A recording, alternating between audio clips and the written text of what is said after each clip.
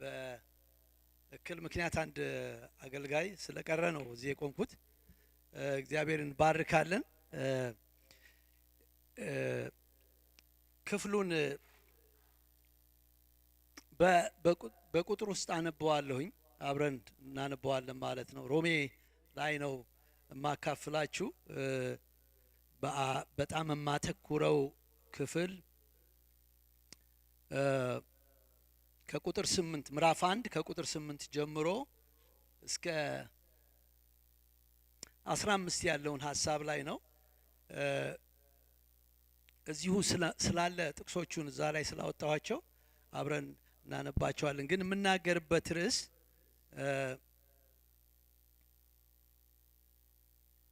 የወንጌል ኃይል፣ የወንጌልን ኃይል መግለጥ በሚል የወንጌልን ኃይል መግለጥ። በጣም ብዙ እዚህ ባለፈው ጊዜ የቆሙ ሰዎች በሙሉ ስለ ወንጌል ኃይል ተናግረዋል።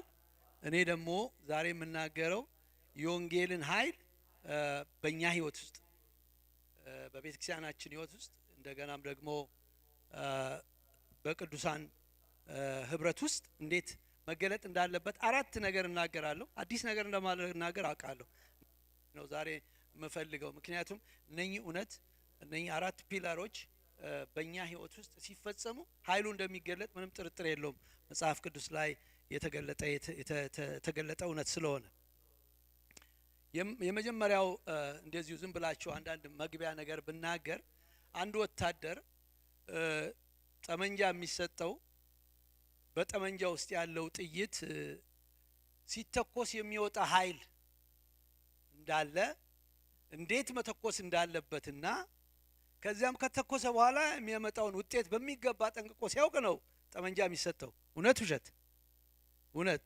እና ይሄንን ሲምፕል የሆነ በጣም ወታደራዊ ምሳሌ ማለት ነው።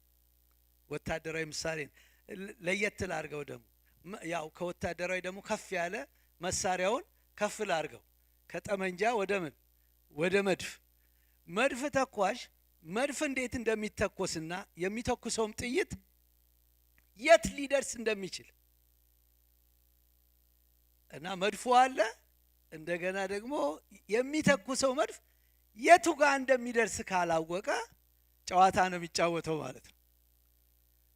ጠላቶቹ የቱ ጋር እንዳሉ እና ደግሞ ርቀቱን ይመለከታል።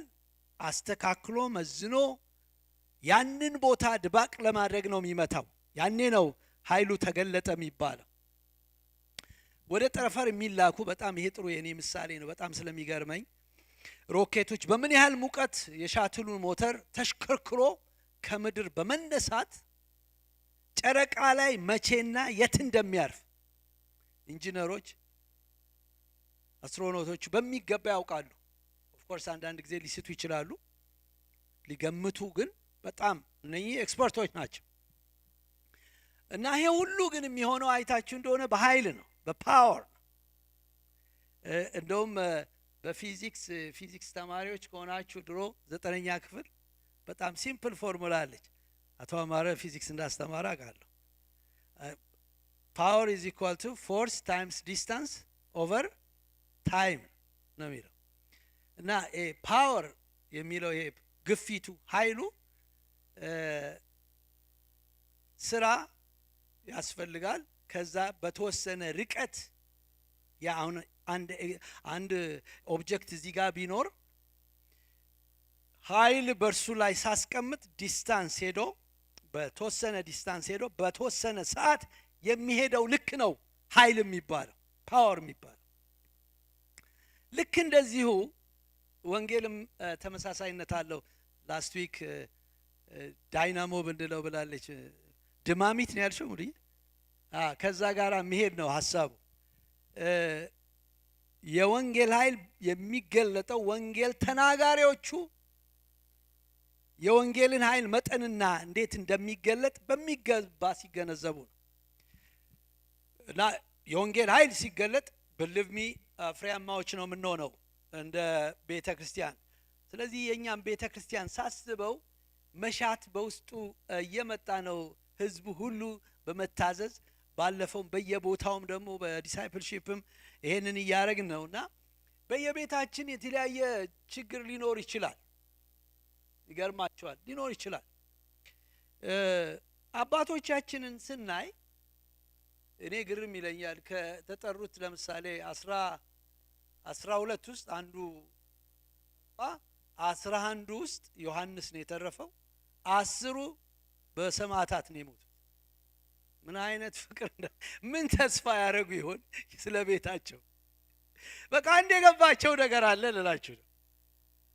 እና ኤማቸው በሙሉ የላይኛው ቤት እንደሆነ ታያላችሁ። በቃ በዚህ ምድር አይኖሩም ማለት አይደለም፣ ኑሮ ያስፈልጋቸው ማለት አይደለም። በጣም ኤክስትሪም አትሂዱብኝ። ግን ጎላቸው ምንም ጥርጥር የለው፣ ምንም ጥርጥር የለው በዚህ ምድር ላይ ዶል ያደረገ አልነበረም። ስለዚህ ለነዚህ እኮ ለዚህ ነው እኔ ብዙ ጊዜ የምጠቅሰው አንድ ጥቅስ አለ በጣም የሚነካኝ።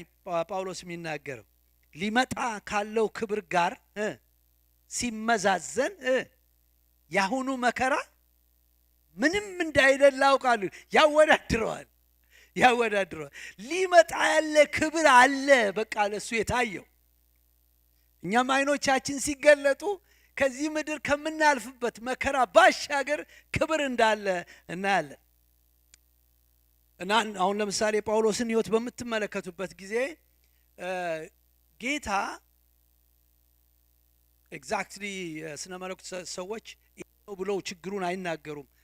ብዙ ዲቤት ስላለ ኮንትሮቨርሻል አይዲያ ስለሆነ ህመም እንዳለው ግን ይነገራል ጀርባው አካባቢ ሐዋርያ ጳውሎስ እና 3 ጊዜ እንዲያነሳልኝ በቃ ጌታን ለመንኩት ይላል።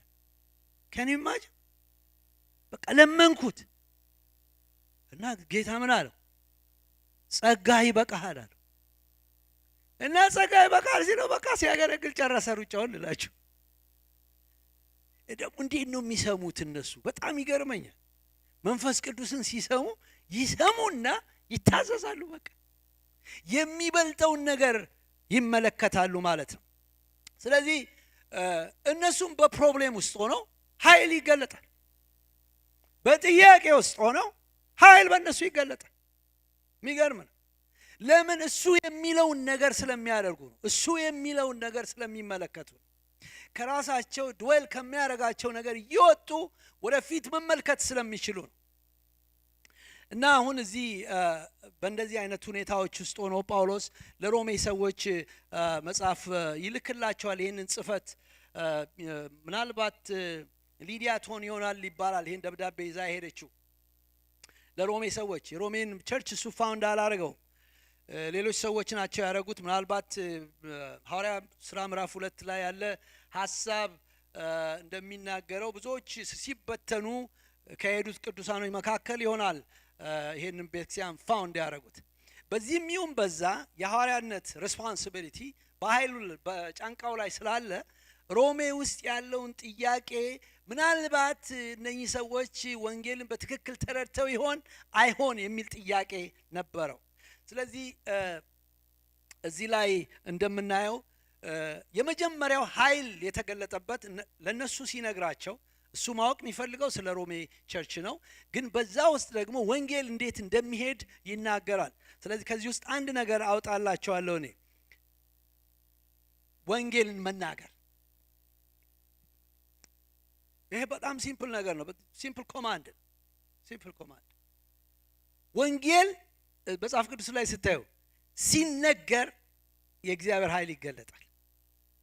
የእግዚአብሔር ኃይሉ ብዙ ፎርም ሊሆን ይችላል። እዛ ውስጥ አልገባም። ግን ሲነገር ኃይል የእግዚአብሔር ኃይል ይሆናል። ለምንድን ነው ሲነገር ኃይል የሚሆነው ብለን ስንጠይቅ እንዲህ መመለስ እንችላለን። ምክንያቱም እሱ ከጻፈው ለሮሜ ከጻፈው ሐሳብ ኮንቴንቱ ነው። ዋናው ኮንቴንቱ መልእክቱ ፓወርፉል ከእግዚአብሔር ከላይ የወረደ መልእክት ስለሆነ ነው። እና መልእክቶቹን በሙሉ እዚህ ላይ ትመለከቷቸዋላችሁ። ሮሜ ምዕራፍ 1 ከቁጥር 1 እስከ 6 ባለው ሐሳብ ውስጥ ሁሉንም ማንበብ ስለማልችል ከሰዓት አንጻር አንዳንድ ሐሳቦችን ግን እናገራል። ለምሳሌ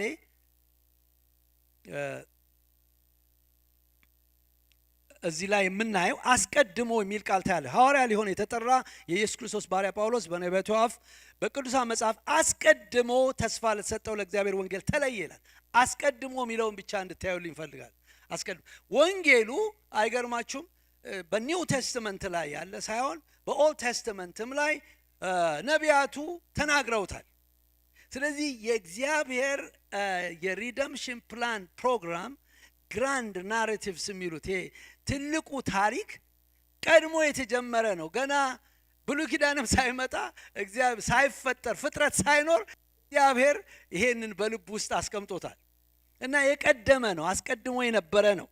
ከዛ በኋላ ሌላ የምታዩት ነገር ይሄ ወንጌል መልእክቱ ማን ነው? ሴንተሩ በቀደምም ሙሉዬ ይሄንን ሐሳብ ጠቅሰዋለች። ኢየሱስ ነው። እኔ ትዝ ይለኛል እስር ቤት ውስጥ ሆኜ ከዚህ በፊት መስክሬዋለሁ። በጣም ህይወቴን በጌታ ዴዲኬት ሳይሆን ነው የማርቆስን ወንጌል በማነብበት ጊዜ በእስር ቤት ውስጥ በጣም በመናፍስት የታሰረ ሰው ነበር እና ራንደምሊ ሳነበው እኮ ስክሪፕቸሩ እግዚአብሔር ለኔ እግዚአብሔር ቃል ኃይለኛ እንደሆነ ሊያሳየኝ ሲፈልግ ኢየሱስ ብዬ ሲጮህ በጣም ይጮሃል። በጣም የወንጌል መልእክቱ ይገርማችኋል፣ ሴንተሩ ኢየሱስ ነው።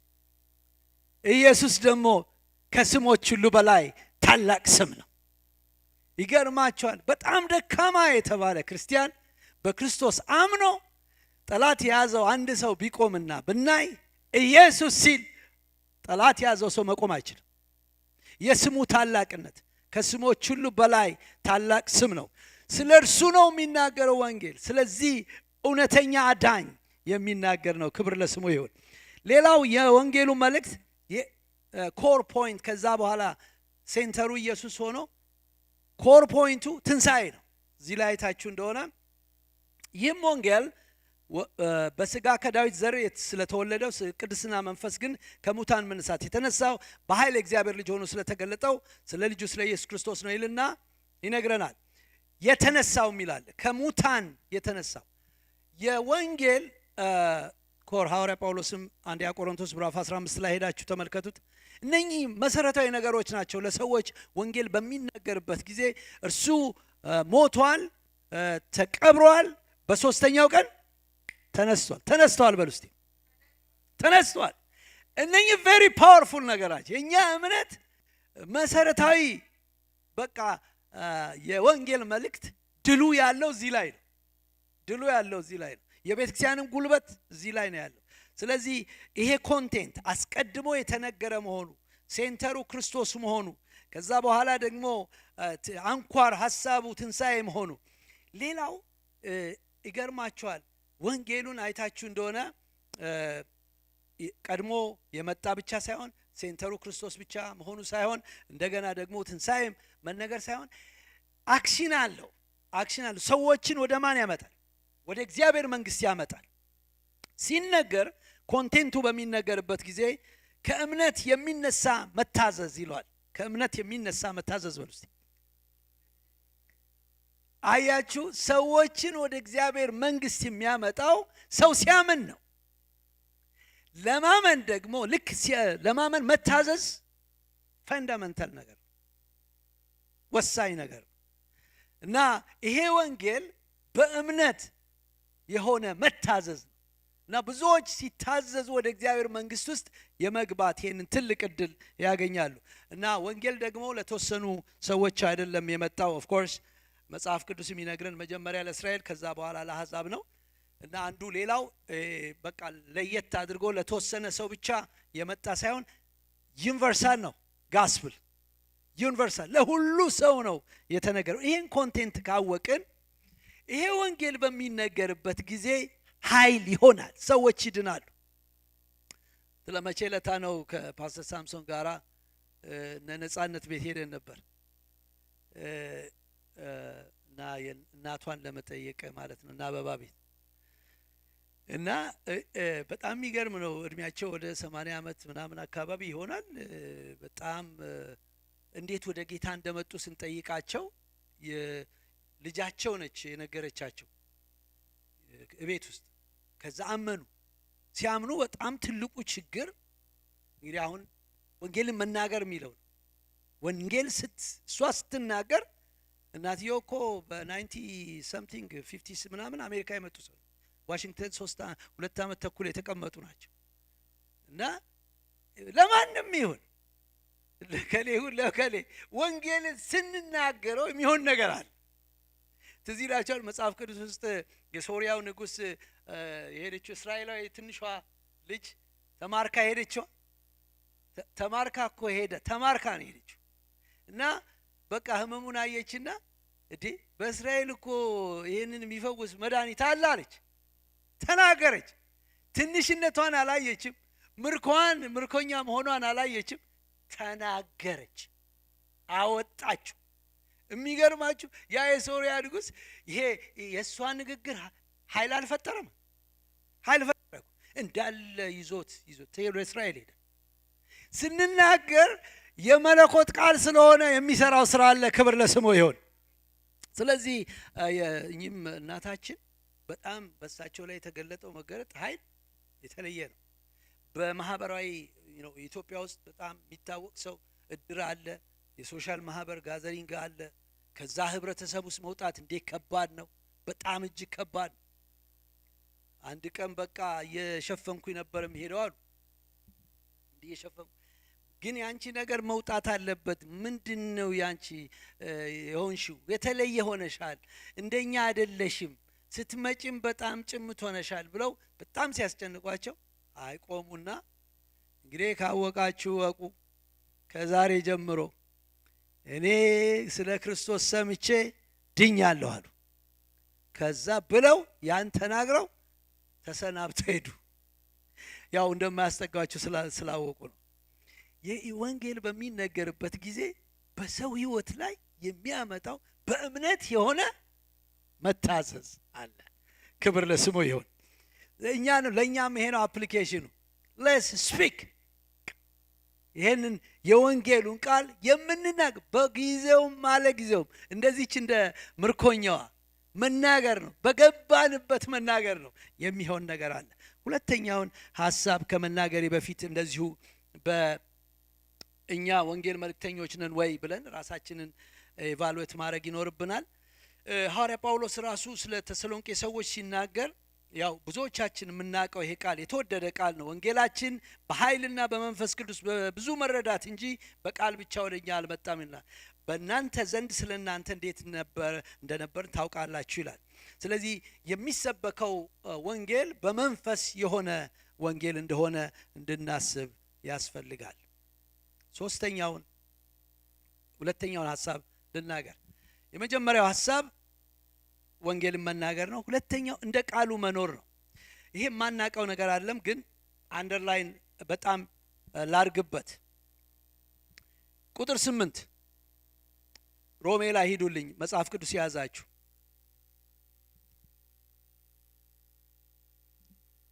እምነታችሁ በዓለም ሁሉ ስለተሰማች ይላል። እምነታችሁ በዓለም ሁሉ ምን ስለሆነች? ስለተሰማች። አስቀድሜ ስለ ሁላችሁ አምላኬን በኢየሱስ ክርስቶስ አመሰግናለሁ ይላል። እኔ አንደርላይን እንድታረጉ የምፈልገው እምነታችሁ በዓለም ሁሉ ስለተሰማች የሚለው። አሁን እነኚህ ሰዎች ወንጌልን ሰምተዋል። ከማን እንደሰሙ መጽሐፍ ቅዱስ አይነግረንም፣ ግን ሰምተዋል። ከሰሙ በኋላ የወንጌልን ሕይወት ነው የኖሩት። ስለኖሩ በዓለም ሁሉ እንደተሰማች። ጳውሎስ እኮ አልሄደም፣ አያውቀውም ሮምን እና ጳውሎስ ጋር ደርሷል እላችሁ። አኗኗራቸው ለወንጌል ስለኖሩ ማለት ነው። እና መጽሐፍ ቅዱስ ላይ በጣም ስለዚህ የሚነግረን ተሰሎንቄ ላይ ነው። በኋላ አንድ ሐሳብ እነግራችኋለሁ። ብዙዎቻችሁም ይሄን ሐሳብ አንስታችሁታል እዚህ በምትሰብኩበት ጊዜ። ግን ስለ አገልጋይ በእውነት ለሚያገለግል ሰው ምን ደስ እንደሚያሰኘው ተመልከቱ። ምስጋና ሲያመሰግናቸው ታያላችሁ። ማን? ሐዋርያ ጳውሎስ። አስቀድሜ ስለሁላችሁ አምላኬን በኢየሱስ ክርስቶስ አመሰግናለሁ። ለምን? እምነታችሁ ተሰማች። ሃሌሉያ። ይሄ አባባል the other side ብናየው እምነት የማይሰማ አኗኗር አለ። የተደባበቀ አምኗል ወይስ አላመነም፣ እየኖረ ነው ወይስ አይኖርም አይታወቅም። አገልጋዩን በጣም እንዲያመሰግን ነው ያነሳሳው። በክርስቶስ ኢየሱስ ስለናንተ አምላኬን አመሰግናለሁ። በዚህችን ቤተክርስቲያን እንደዚህ ይብዛ። እምነታችን ይሰማ። በከተማው ላይ እግዚአብሔር ይርዳን። በትዳራችን፣ በልጆቻችን፣ በቤተሰባችን ላይ አሁን ጸሎታችን ይሄ ነው ልላችሁ ነው። አንደኛው ጸሎታችን እንድንናገር ነው። ሁለተኛው ደግሞ እንደ ቃሉ መኖር እንድንችል ስብከት ነው ልላችሁ ነው። ወንጌል ነው እንደ ቃሉ መኖር እና እንዲሰማ ያደርገዋል። ከተማው ላይ እንዲሰማ ያደርገዋል። ሌላው እዚሁ ላይ የምታዩት ሐዋርያ ጳውሎስ ሊጎበኛቸው እንደናፈቀ ታያላችሁ። እነኚህ በሕይወታቸው መልካም ከመኖራቸው የተነሳ ወደ እናንተ አሁን እንድመጣ በእግዚአብሔር ፈቃድ መንገዴ እንዲያቀናልኝ እየለመንኩ ብሎ ሲናገር ታዩታላችሁ። እና ሊደርስ ነው የሚጎበኙ ናቸው። እዚህ ውስጥ ዲሳይፕልሺፕ ሊደርስ አላችሁ። ሌሎቹ ወንጌል ሕይወታቸው በእውነት ሽታው እየወጣ ሲሄድ እየሄዱ ደግሞ ማበረታታት ማነሳሳት ያስፈልጋል። የባርናባስ ትልቁ አገልግሎት ሐዋርያ ሥራ ላይ በምትመለከቱበት ጊዜ ይሄ ነበር። እየሄደ ሌሎችን የማጽናትና የማነሳሳት ኃላፊነት ነበረው። ሌላው እዚሁ ላይ የምናየው ሌላ አንድ ሐሳብ ለአማኞች መጸለይ ነው። ሐዋርያ ጳውሎስ ይሄ በጣም ቻሌንጂንግ ነው። እኔ ብዙ ጊዜ ራሴን ቻሌንጅ ያደርገኛል። ሁል ጊዜ ስጸልይ ስለ እናንተ ሳላቋርጥ አሳስባለሁ ይላል። ይሄ በጣም እንግዲህ በዚህ እንባረክ። በጅምላ ይሁን የሚጸልየው ስለ ቤተ ክርስቲያን ወይ ሰው ስም እየጠራ ይሁን አላውቅም፣ ግን ሁልጊዜ ስጸልይ ስለ እናንተ ስለ ሮሜ ቸርች እኮ የራሱ ሌላ አለ፣ ፋውንድ ያደረገው አለ፣ ሌሎች ሰዎች ባታ ኃላፊነቱ አለበት፣ ሚሽን አለበት። ሁልጊዜ ግን ስለ ሮሜ ሲያስብ ዋው ዋት አ ኪንግደም ማይንድ! የሚገርም ነው። እነኚህ ሰዎች በአኗኗራቸው በጣም ስለነኩት ነው ይሄንን የተናገረውና እንናገር፣ እንደ ቃሉ እንኖር። ሶስተኛውን ሐሳብ መጽናት ነው። ቁጥር 11 ላይ አንድ ሐሳብ ታያላችሁ። ቁጥር 11 ላይ ሁላችሁም እዛ ላይ ሂዱና ቁጥር 11ን ትጸኑ ዘንድ መንፈሳዊ ስጦታ እንዳካፍላችሁ ላያችሁ እናፍቃለሁና ይላል። እና ጎል አለው ሐዋርያ ጳውሎስ። ጎሉ ምንድን ነው? ትጸኑ ዘንድ የወንጌል ኃይል የሚገለጠው በመናገር ብቻ ሳይሆን በመኖር ብቻ ሳይሆን በመጽናትም ነው። በመጽናት ይገርማችኋል፣ እንዳትጸኑ የሚያረጋችሁ ነገር አለ። በጣም አሁን እኛ ቤትም እንደዛ አሁን በጣም ልባችን እውነቴን ነው የምናግራችሁ ከወንጌል ፈቀቅ የሚል አይደለም። እኛ ቤት ያለው አቋም ባለቤቴንም ብታዩ ግን ፈተናውን ስታዩ ፈተና እንዳይመስላችሁ የሚወረወሩት ነገሮች ሁሉ ልነግራችሁ ወደ ኋላ እንድትመለሱ የሚያደርግ ነው። ኖ ተርኒንግ ባክ።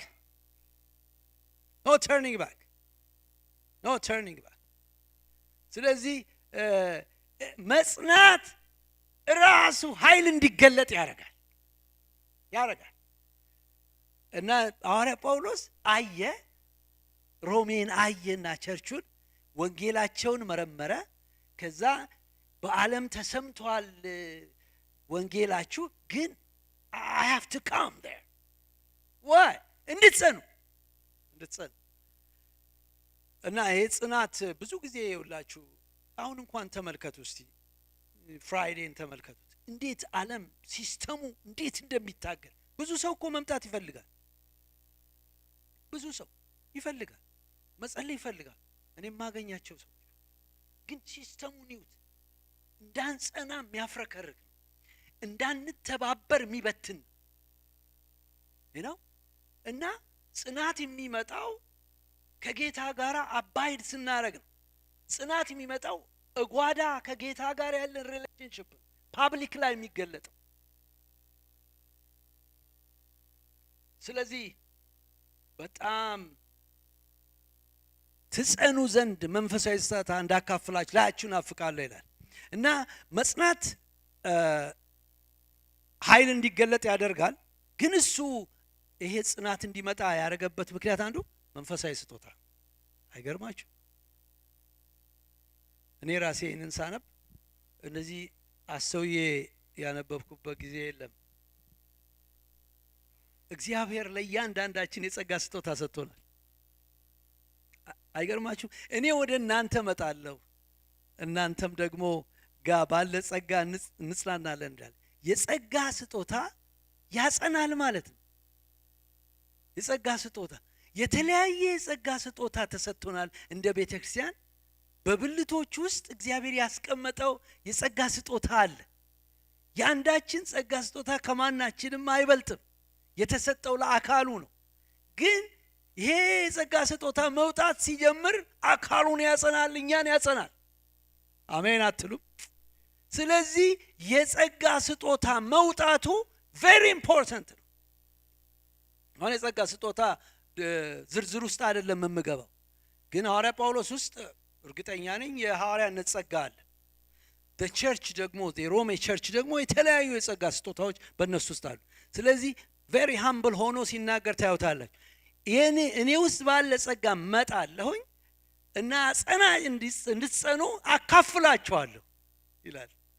እና እሱ ነው በጣም የነካኝ፣ ጸጋ መከፋፈል የሚል። ጸጋ መከፋፈል ያጸናል።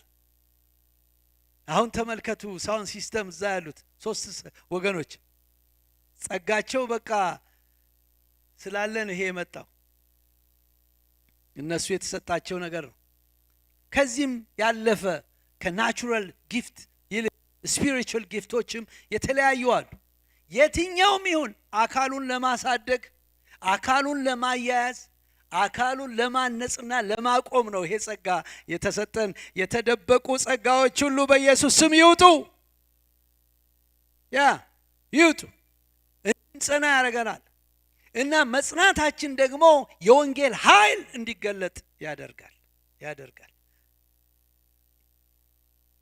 እና ምን አለ አይታችሁ እንደሆነ ይህንን ማለት በመካከላችሁ ባለው በእናንተ በእኔ እምነት አብረን በእናንተ እንድንጽናና ነው። ወንድሞች ሆይ በሌሎች አሕዛብ ደግሞ እንደሆነው በእናንተም ፍሬ ያገኝ ዘንድ ብዙ ጊዜ ወደ እናንተ ልመጣ እንዳሰብኩ እስካሁን። እና ይውላችሁ ትጸኑ ዘንድ ነው። ምን ደግሞ እንድትጸኑ የሚያደርገው መንፈሳዊ ስጦታ ነው። እና የመንፈሳዊ ስጦታው ደግሞ ጎል አለው፣ ፍሬ እንድታፈሩ፣ ፍሬያማዎች እንድትሆኑ፣ በጌታ ነገር ፍሬያማዎች እንድትሆኑ፣ ሌላ ቦታ ስራ ፈቶችና ዳተኞች እንዳትሆኑ ይላል። ስለዚህ ወገኖቼ መናገር ብቻ አይደለም፣ በህይወት መኖር አለብን። በህይወት መኖር ብቻ ሳይሆን ስንጸና ደግሞ ኃይሉ ይገለጣል። የመጨረሻው አራተኛውን ነጥብ ተናግሬ ጨርስ። ጌታ ያደረገልን እናስተውል። This is very important. I don't know how I can express it. እዳ ይኑርብን ማለት በጣም መጥፎ ቃል ነው አይደል? እዳ ይኑርብን ማለት ይሄንን ሐሳብ ይሁትና ምናልባት ትረዱታላችሁ። ለግሪክ ሰው ላልተማሩ፣ ለጥበበኞች፣ ለማያስተውሉ እዳ አለብኝ ይላል። እሱም ፓርት እንድታስቡ። እዳ አለብኝ፣ እዳ አለበት። አሁን ይሄንን ኦብሊጌሽን ይለዋል እንግሊዝኛው ቃል።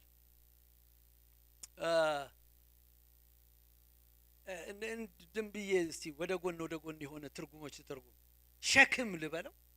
ሸክም ፖዚቲቭ የሆነ ከእግዚአብሔር የሚመጣ ወይም ደግሞ ዲቫይን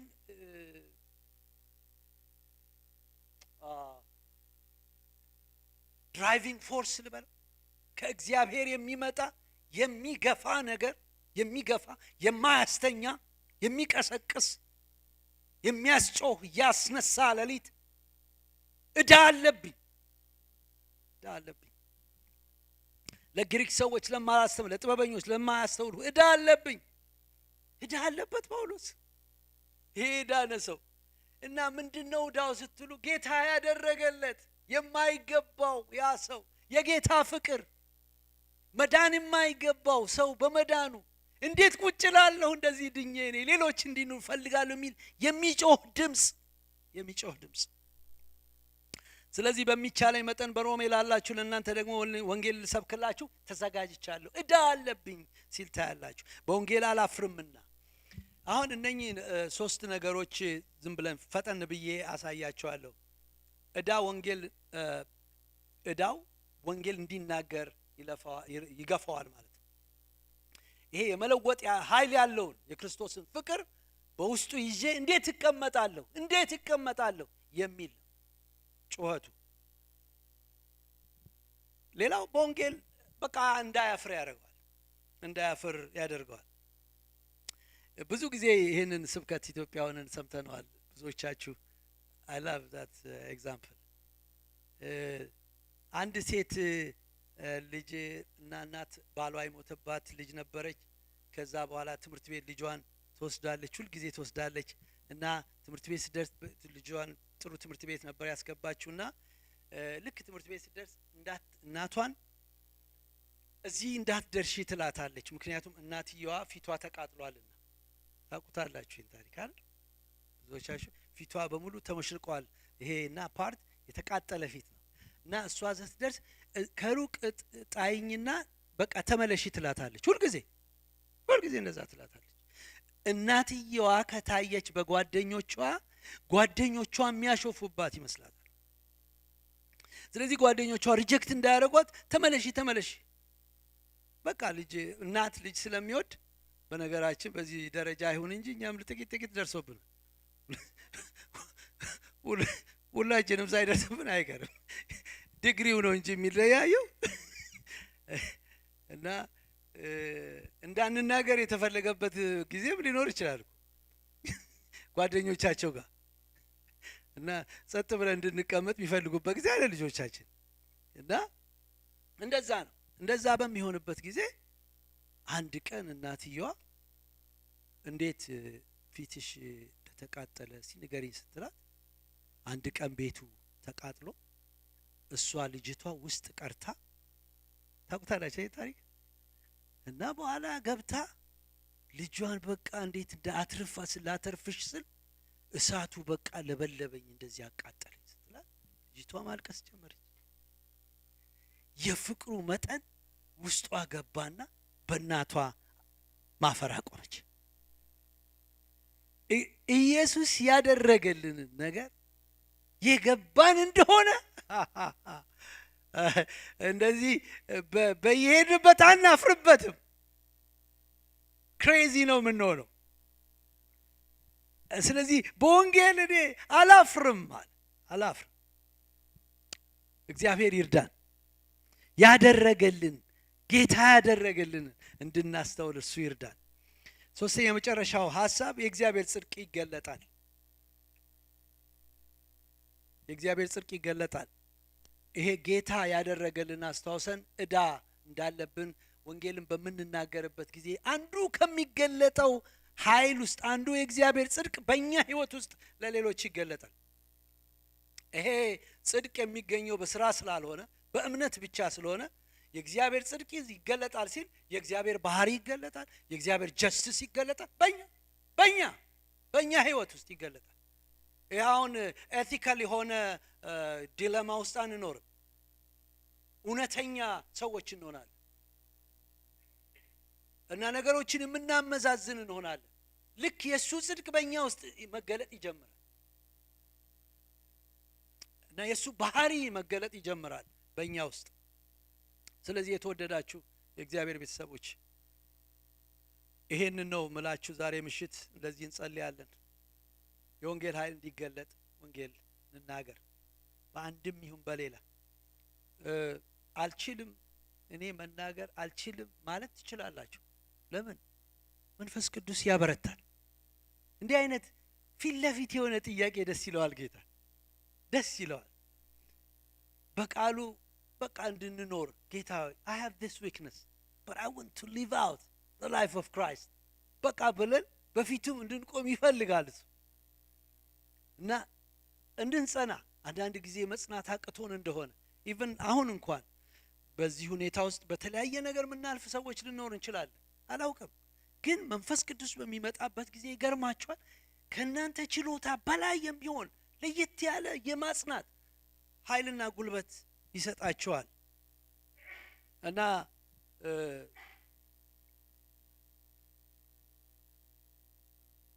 ይሄ ነው ያው ጌታ ራሱ የመጨረሻውን ዕዳ እንዲኖርብን ተሳስቷል እዛ ጋር ጌታ ራሱ ዕዳ በእኛ ውስጥ ይጨምር። እሱ ራሱ መንፈስ ቅዱስ በእኛ ውስጥ ዕዳ ያስቀምጥ፣ የፍቅር ዕዳ ያስቀምጥ። ያኔ ልትቋቋሙት የማትችሉት ልክ ሐዋርያቶች የቆሙበት እውነት በእናንተ ላይ ይሆናል። እንጸልይ። እግዚአብሔር የተባረከ ይሁን። የምንጸልይበት ጊዜ ይሆናል። እዛው ባላችሁበት ቁጭ ብላችሁ ሰዎች እጠራለሁ፣ ቆመው ይጸልያሉ። ሃሌሉያ። መናገር እንድንችል ጸልያለን። ወንድማችን ትንሣኤ ጸልይልናል። በሱ ያው ባለንበት ቦታ ሆነን እንጸልይ። ቁጭ ባልንበት መንበርከክ ከፈለጋችሁ መንበርከክ ትችላላችሁ፣ ግን ቁጭ ባላችሁበት መጸለይ ትችላላችሁ። ሃሌሉያ።